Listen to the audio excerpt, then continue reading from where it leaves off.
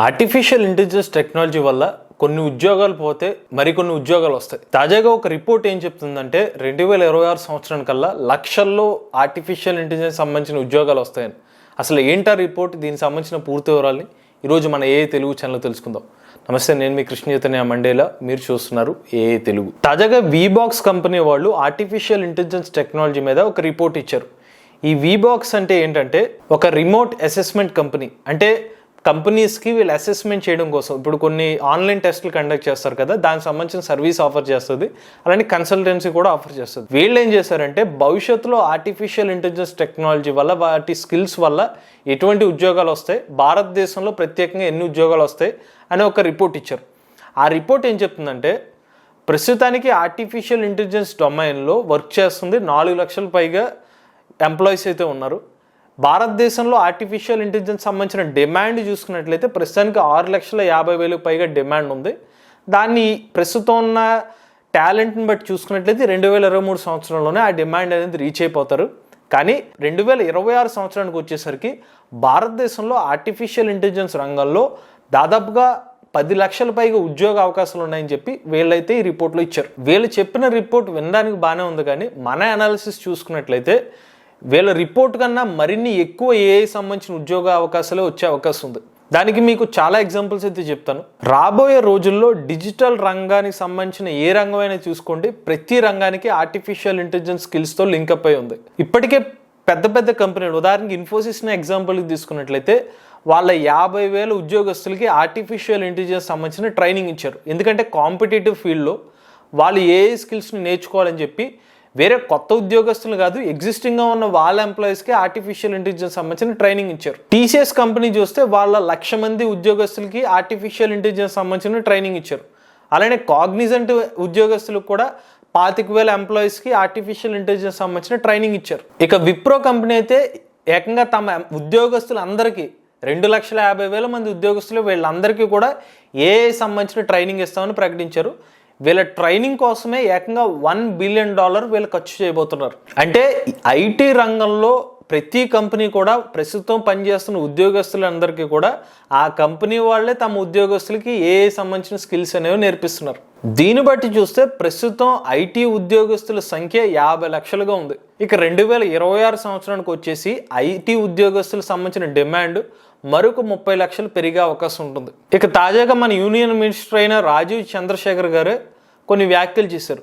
2026 సంవత్సరానికల్లా digital రంగంలో భారతదేశ వ్యాప్తంగా 6 కోట్ల ఉద్యోగ అవకాశాలు ఉన్నాయని చెప్పారు. పోనీ మన 6 కోట్ల ఉద్యోగ అవకాశాలు తీసుకోవట్లేదు, అందులో జస్ట్ 1 కోటి ఉద్యోగ అవకాశాలు తీసుకున్నా ప్రతి డిజిటల్ రంగం సంబంధించిన ఏ ఉద్యోగం అయినా చూసుకోండి, దానికి ఏఐకి లింక్ అనేది ఉంది. కాబట్టి దీన్ని ఎగ్జాంపుల్గా చూసుకున్నట్లయితే ఇందాక ఇచ్చిన వీబాక్స్ సంబంధించిన రిపోర్ట్లో కేవలం 10 లక్షలే కాదు, మినిమం చూస్తే ఒక 30 లక్షల నుండి కోటి వరకు ఉద్యోగ అవకాశాలు అనేవి ఆర్టిఫిషియల్ ఇంటెలిజెన్స్ రంగంలో 2026 సంవత్సరానికి వచ్చే అవకాశం ఉంది. ఇంకొకటి, చాలా మంది ఒక భ్రమ పడేది ఏంటంటే ఆర్టిఫిషియల్ ఇంటెలిజెన్స్ రంగం అంటే కేవలం ఐటీ రంగం సంబంధించిన ఉద్యోగాలకి ఏఐకి సంబంధం మాత్రం ఉందనుకున్నారు. కానీ ఏఐకి నాన్ ఐటీ రంగానికి కూడా సంబంధం అయితే ఉందండి. మీకు ఒక ఉదాహరణ చెప్తాను. ఇవాళ టీచర్ ఉద్యోగం ఉంది, దీనికి ఐటీకి సంబంధం లేదు, కానీ ఒక టీచర్ గారు ఉన్నారు, వాళ్ళ స్టూడెంట్స్కి ఒక పవర్ పాయింట్ ప్రజెంటేషన్ ఇద్దాం అనుకున్నారు.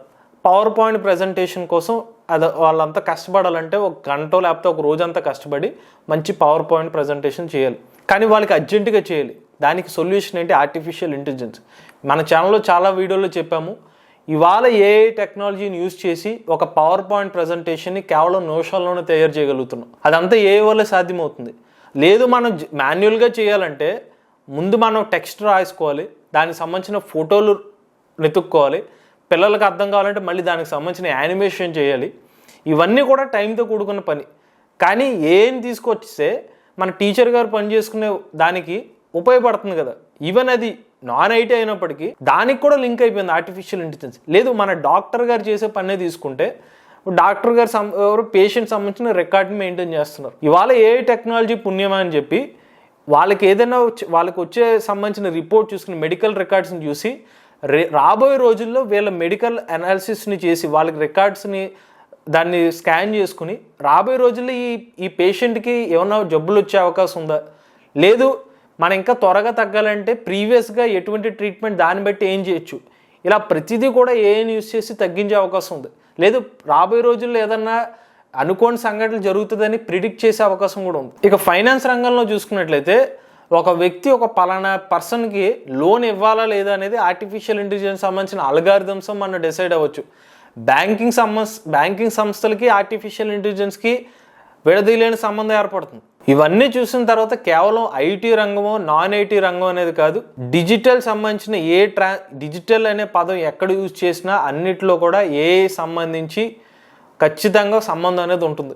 ఈవెన్ ఆఫ్లైన్ సంబంధించిన మీకు ఇందాక చెప్పినట్టుగా ప్రతి మనిషి దాని లైఫ్లో అనేది కీలకం కాబోతుంది. ఇంకొక తాజా అప్డేట్ ఏంటంటే ఈవెన్ సినిమాల్లో కూడా ఆర్టిఫిషియల్ ఇంటెలిజెన్స్ టెక్నాలజీని యూజ్ చేస్తున్నారు. మొన్న మధ్యనే తమిళ్లో ఒక సినిమా వచ్చింది, అందులో ఏఐని ఉపయోగించి ఆ మనిషి యొక్క వయసుని మార్చగలిగారు. అలానే ఒకసారి ఆ వీబాక్స్ రిపోర్ట్లో గురించి మళ్ళీ ఒకసారి ఆలోచించినట్లయితే వీళ్ళు ఎక్కువ కొన్ని పర్టికులర్ సిటీస్ సంబంధించిన టెస్టులు కూడా చేస్తారు. అంటే కొన్ని స్టూడెంట్స్తో కొన్ని ఎంట్రన్స్ ఎగ్జామ్ లాగా ఒక టెస్ట్ అనాలిసిస్ చేస్తారు.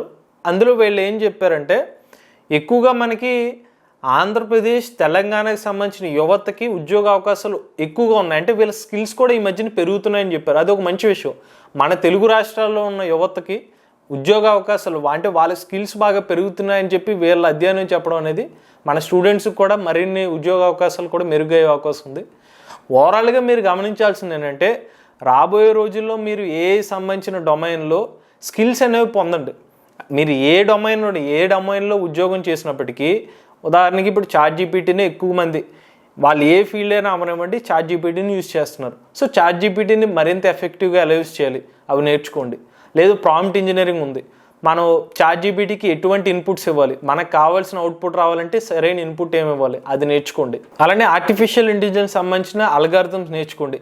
ఇలా ఆర్టిఫిషియల్ ఇంటెలిజెన్స్ సంబంధించిన బేసిక్స్ నేర్చుకుంటే 2026 సంవత్సరానికల్లా ఈ పోటీ ప్రపంచం ఎటు వెళ్ళినా కూడా మీరు ఆ పోటీ ప్రపంచంలో ముందే ఉంటారు, గెలిచే అవకాశం ఎక్కువ ఉంటుంది. ఒకటైతే నిజం, ఆర్టిఫిషియల్ ఇంటెలిజెన్స్ ప్రభావం అయితే మనం ఊహించిన దానికంటే 100 రెట్లు ఎక్కువగానే ఉంటుంది. ఆ ఊహకందని పరిణామాలను మనం ఎదుర్కోవడానికి సిద్ధం అవ్వాలంటే ఆర్టిఫిషియల్ ఇంటెలిజెన్స్ సంబంధించిన స్కిల్స్ని మనం నేర్చుకోగలిగితే ఖచ్చితంగా రాబోయే రోజుల్లో ఎటువంటి ఛాలెంజెస్ వచ్చినా మనం ఎటువంటి డొమైన్లో ఉన్నప్పటికీ కూడా మనం ముందుగానే నేర్చేసుకోండి. ఇప్పటి నుంచి మనం అలవాటు చేసుకుంటే చిన్న చిన్న అప్డేట్స్ కానీ చిన్న చిన్న విషయాలు మనం తెలుసుకుని వస్తే కనుక అప్పటికి అన్నిటికీ సిద్ధం అవుతాం.